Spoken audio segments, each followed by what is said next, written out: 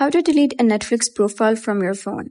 Hello guys and welcome back to the channel. In this video, I'll show you how to delete a Netflix profile from your phone. So let's get started. First of all, you gotta open the Netflix application and sign into your account. Then you gotta click on My Netflix at the bottom right corner and then tap your profile icon at the top left corner.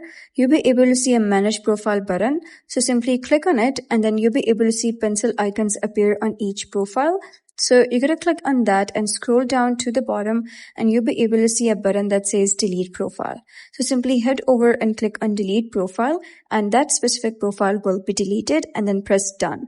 And you need to keep in mind that if you wish to delete the first profile, so you'll not be able to do that because that is the primary profile and that is something you cannot delete.